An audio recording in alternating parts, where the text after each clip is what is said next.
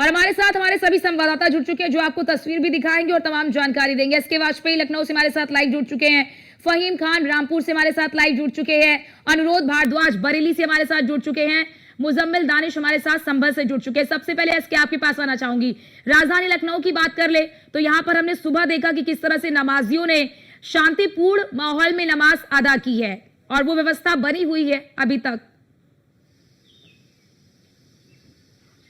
बिल्कुल निश्चित तौर पर, क्योंकि बकरीद को लेकर काफी इंतजाम लखनऊ पुलिस और प्रशासन की तरफ से किए गए थे। क्योंकि अगर हम राजधानी लखनऊ की बात करें तो करीब 94 ईदगाह और 1200 से ज्यादा मस्जिदें हैं। हालांकि अगर हम नगर निगम के लिहाज से देखेंगे तो लखनऊ में 8 जोन हैं, लेकिन पुलिस ने सुरक्षा की दृष्टि से 5 जोन और 18 सेक्टर्स में राजधानी लखनऊ को बांटा था, जिसके बाद अलग अलग जो जोन्स हैं वहां पर पुलिस कर्मियों की तैनाती की गई थी। हालांकि बड़े पैमाने पर सीआरपीएफ और आरपीएफ के साथ ही यूपी पुलिस के साथ पीएसी के जवान भी तैनात थे। निश्चित तौर पर चप्पे चप्पे पर लगातार नजर रखी जा रही थी। सुरक्षा के काफी व्यापक इंतजाम किए गए थे। खासतौर पर जो सेंसिटिव इलाके हैं वहां पर ड्रोन के जरिए भी लखनऊ पुलिस कमिश्नरेट की पुलिस नजर रख रही थी, कहीं कोई घटना ना हो। कहीं भी छोटी मोटी अगर घटना होती भी है तो उसको लेकर पूरी सतर्कता बरती जाए और तत्काल उस पर एक्शन लिया जाए। ऐसे इंतजाम उत्तर प्रदेश सरकार के निर्देश पर यूपी पुलिस में लगभग सभी जिलों में किए गए थे। हालांकि कल ही इसको लेकर लखनऊ में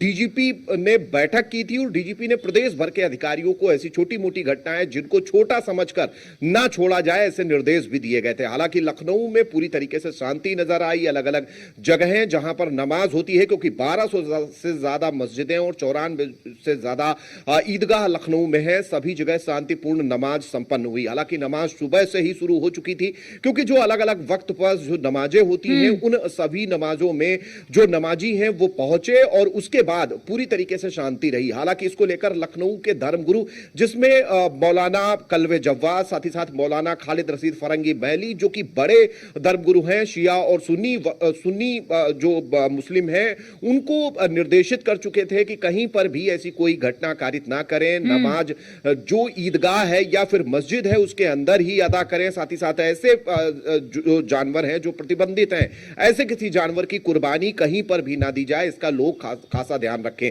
तो ये बहुत सारी चीजें पुलिस प्रशासन की तरफ से, हालांकि इसको लेकर पीस कमेटी की बैठकें भी हुई थी, जिसको लेकर जो मौलाना है उनकी तरफ से भी दिशा निर्देश संबंधित लोगों को जारी किए गए थे। फिलहाल लखनऊ में पूरी तरीके से शांतिपूर्ण ढंग से बकरीद का त्योहार मनाया जा रहा है। अनुरोध के पास आती हूं मैं। अनुरोध, बात कर ले अगर बरेली की तो जरा बताइए कि बरेली में जिस तरह से हमने देखा है कि तमाम जो मौलाना है उनकी तरफ से अपील की गई कि कुर्बानी के लिए जो नियम बनाए गए हैं आप उसी नियम में रहकर कुर्बानी दीजिए। क्या उनकी अपील का असर नजर आ रहा है? होता है, इसे देखते हुए बरेली में पहले दिन से कड़ी सुरक्षा के इंतजाम किए गए थे। एक दिन पहले से वहाँ पे जितने मिक्स पॉपुलेशन के जितने भी एरिया हैं वहाँ पे पुलिस ने पेट्रोलिंग तेज कर दी थी। एसएसपी, डीआईजी, आईजी तमाम अधिकारी सुबह से ईद के नमाज के दौरान लगातार मूवमेंट में रहे और लगातार पूरे हालात का जायजा लेते रहे। अलग अलग मस्जिदों में नमाज का समय अलग अलग रखा गया था। बरेली की दरगाह में सबसे आखिर में नमाज हुई। इसके अलावा बरेली ईदगाह में बड़ी संख्या में नमाजी जुटे। पूरी तरह का शांति के साथ पूरे जिले भर में नमाज का सिलसिला जारी रहा और काफियों की सभी जगह नमाज संपन्न हो चुकी है। अब इसके बाद कुर्बानी का सिलसिला शुरू हुआ है। ये इस त्योहार पर ईद उल अजहा पर 3 दिन कुर्बानी होती है। 3 दिन कुर्बानी को देखते हुए प्रशासन ने लगातार पूरे हालात पर नजर रखने के लिए विशेष व्यवस्था की है।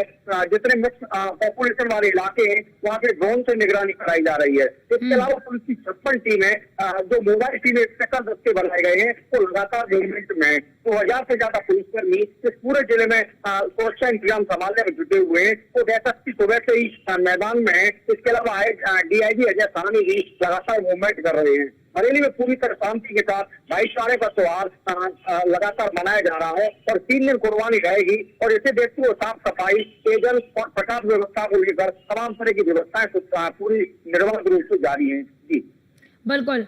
फहीम, आप रामपुर की बात करें तो जरा फहीम ये बताइए कि बकरीद के मौके पर कितने समय की नमाज होती है और अराजक तत्वों पर निगरानी रखने के लिए पुलिस प्रशासन कितनी तैयार है और किस तरह से अराजक तत्वों पर नजर रख रही है?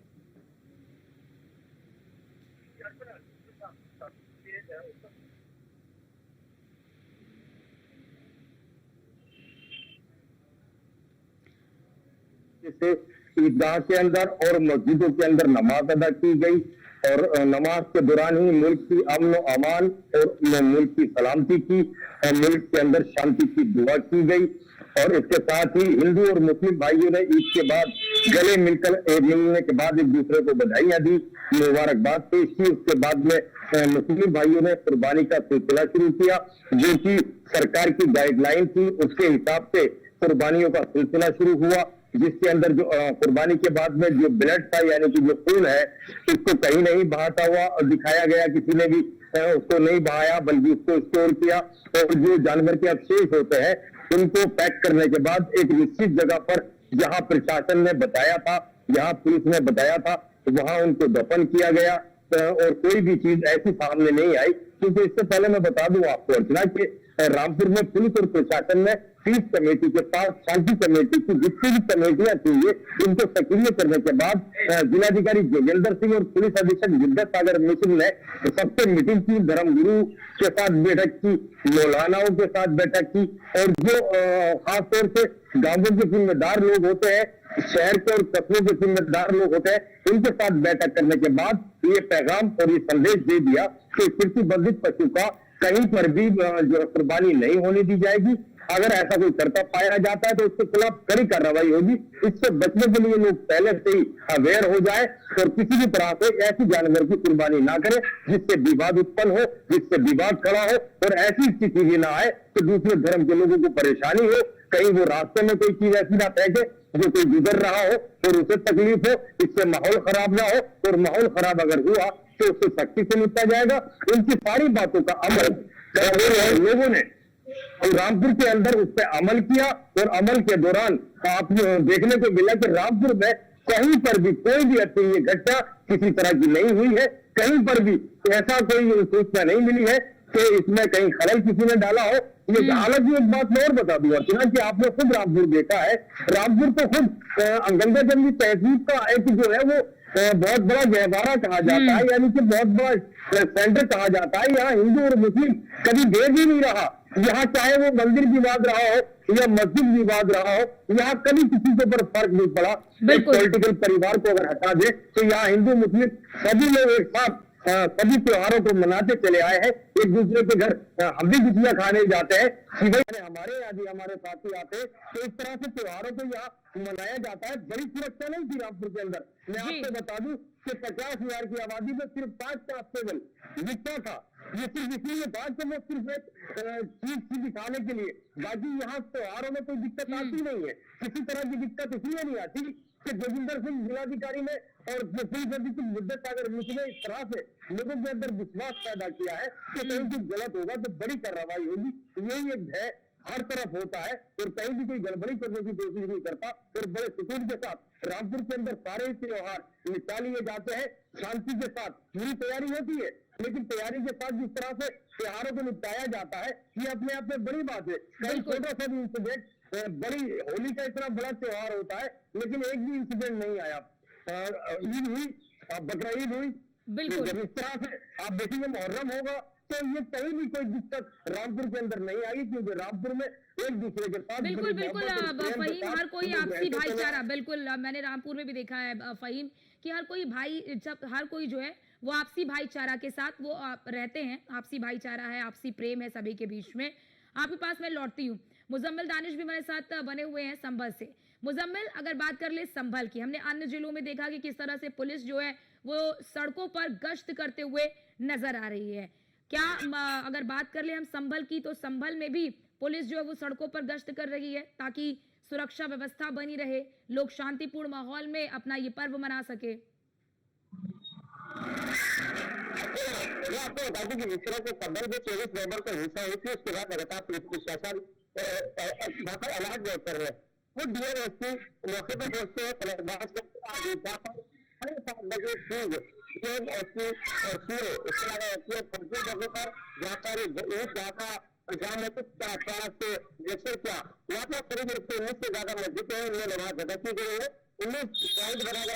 लेकिन इससे पहले बड़ी कार्रवाई लोकल आपकी थी, जो कि लोकल लोगों से पाबंद किया गया था, खराब करेगा उसके खिलाफ कार्रवाई की जाएगी। लेकिन देखने की बात है कि संबल में पुलिस प्रशासन ने पूरी निगरानी में सभी जगह पर नमाज भर्ती गई, सभी ने का बैकग्राउंड दिया, अनुमान कर दिया। इस कमेटी की बैठक में इस तरह से निर्णय हुआ था कि कोई भी सोशल मीडिया पर या किसी तरह से कोई बकरे खुले आप जगह नहीं करेगा,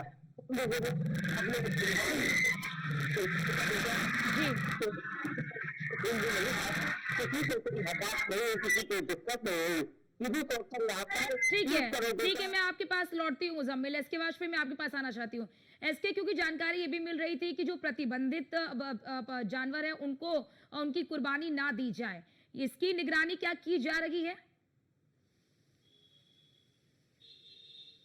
बिल्कुल, अगर इस पूरे मामले को देखें तो उत्तर प्रदेश पुलिस मुख्यालय की तरफ से भी इसको लेकर निर्देश जारी किए गए थे। हालांकि 2 दिन पहले ही मुख्यमंत्री योगी आदित्यनाथ ने भी जब वीडियो कॉन्फ्रेंसिंग के जरिए पूरे प्रदेश भर के जो एडीजी हैं, आईजी हैं, डीआईजी हैं या उसके अलावा जो पुलिस कप्तान हैं या जो 7 पुलिस कमिश्नरेट के पुलिस कमिश्नर हैं, उनके साथ वीडियो कॉन्फ्रेंसिंग की थी, जिसमें मुख्यमंत्री योगी आदित्यनाथ ने भी इस पूरे मामले को लेकर स्पष्ट निर्देश जारी किए गए थे कि पुलिस पूरी तरीके से सतर्कता बरते, पुलिस के बड़े अधिकारी खुद फील्ड पर उतरे और ऐसे संवेदनशील स्थानों को चिन्हित कर लें जहां पर पहले कभी इस तरीके की घटनाएं हुई हैं या फिर इस तरीके की घटनाएं होने की आशंका है। हालांकि उन सारी जगहों पर पुलिस की तरफ से पूरी मुस्तैदी रखी गई, बड़े पैमाने पर फोर्स ऐसे संवेदनशील इलाकों में तैनात भी की गई थी। लगातार ड्रोन्स के जरिए भी नजर रखी जा रही थी, क्योंकि प्रदेश भर के जो पुलिस ऑफिसर्स हैं वो शांति कमेटी की बैठकें लगातार कर रहे थे और शांति कमेटी की बैठकों के दौरान जो मौलाना, मौलवी या ऐसे प्रभावशाली प्रबुद्ध जन हैं जिनके जरिए कहीं ना कहीं पुलिस अपना मैसेज उन लोगों तक पहुंचा सकती है जो कि इस तरीके की कुर्बानियां करते हैं,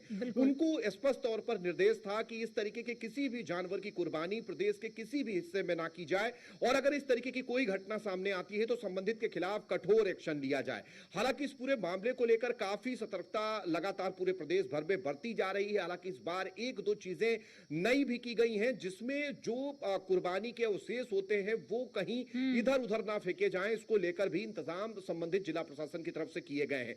जहां जहां पर विकास प्राधिकरण या फिर जो नगर निगम है उनकी तरफ से इसकी व्यवस्था की गई है ताकि कोई अवशेष सड़कों पर ना मिले। साथ ही साथ इसको लेकर मौलानाओं की तरफ से भी काफी अपील की गई थी कि लोग कोई भी इस तरीके का अवशेष या कोई भी ऐसी चीज नालियों में ना बहाएं, ना किसी कहीं इधर उधर फेंकें और पूरी तरीके से साफ सफाई पर ध्यान दें। जो नगर निगम या विकास प्राधिकरण की व्यवस्था है उसके तहत चीजों को डिस्पोज करें। हालांकि इसको लेकर चीजें थोड़ा ठीक दिखाई दी और कहीं ना कहीं तस्वीरें लगातार बदलती हुई दिखाई दी। काफी शांतिपूर्ण हर इलाके में शांतिपूर्ण ढंग से बकरीद का त्योहार मनाया गया। अलग अलग जगहों पर नमाज हुई, क्योंकि काफी बड़ी संख्या में अलग अलग मस्जिदों में नमाजी पहुंचते हैं और पहले वो नमाज अदा करने के बाद उसके बाद त्योहार में शामिल होते हैं। तो इस तरीके की चीजें पूरे प्रदेश भर में फिलहाल शांतिपूर्ण दिखाई दे रही। कहीं पर भी अभी तक कोई अप्रिय घटना सामने नहीं आई है, क्योंकि लखनऊ पुलिस मुख्यालय भी लगातार खास तौर पर संवेदनशील जिलों की मॉनिटरिंग कर रहा है, जहां पर इस तरीके की किसी भी घटना को लेकर स्पष्ट निर्देश जारी किए गए हैं कि अगर कोई भी घटना होती है तो तत्काल मुख्यालय को सूचित किया जाए। ठीक है, अनुरोध अगर बात कर ले बरेली की, तो बरेली के ऐसे कितने संवेदनशील इलाके हैं जहां पर चौकसी बढ़ा दी गई है?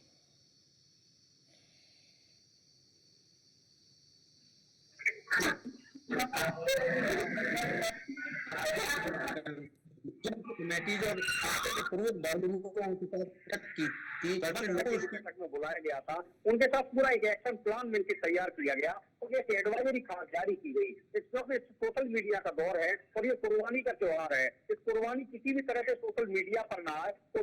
कई बार बच्चे नादानी में वीडियो बनाते और वायरल कर देते हैं। डीएम ने स्पष्ट तौर पर सभी मौलाना और मौलवी जितने इमाम थे उनके लिए खास एडवाइजरी भेजी गई थी और उनसे कहा गया था कि बच्चों को खास नसीहत दी जाए ताकि कहीं भी कुर्बानी का कोई वीडियो सोशल मीडिया पर वायरल ना हो। ऐसा हुआ तो संबंधित के खिलाफ कार्रवाई की जाएगी। इसका सीधा सीधा असर भी देखने को मिला है। कहीं से किसी तरह का ऐसा कोई वीडियो अभी तक सामने नहीं आया है। पूरा पुलिस प्रशासन लगातार हालात पर निगरानी बनाए हुए है। 3 दिन ये त्योहार चलेगा। बरेली एक ऐसा जिला है जिसमें पहले 2017 से पहले जब भी इस तरह के त्योहार होते थे तो कई तरह के तनाव और टकराव और विवाद देखने को मिलते थे, लेकिन 2017 के बाद से प्रेम पूर्वक होली भी मनाई जा रही है, ईद भी मनाई जा रही है। ये बदले हुए हालात है, इसमें राज्य प्रशासन स्पष्ट मैसेज के साथ मैदान में होता है तो उसका कहीं कोई सीधा असर दिखाई देता है। बरेली अब इसका एक बड़ा, क्योंकि यहाँ पर जिंदा जमनी तेजी साफ तौर पर देखी जा रही है और यहाँ पर लोग पूरे भाईचारे के साथ सभी मिलकर त्योहार मना रहे हैं, जिसकी बानगी आज ईद उल अजहा के त्योहार पर भी देखी जा सकती है।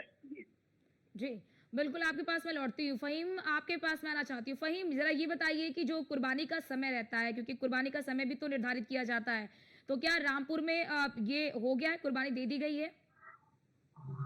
मैं आपको बता दूं कि रामपुर के अंदर जो कुर्बानी का सिलसिला है वो ग्रामीण क्षेत्र में 6 बजे के बाद से शुरू होता है और जो शहरी क्षेत्र है वहाँ 7 और 7:30 बजे के बाद से शुरू होता है।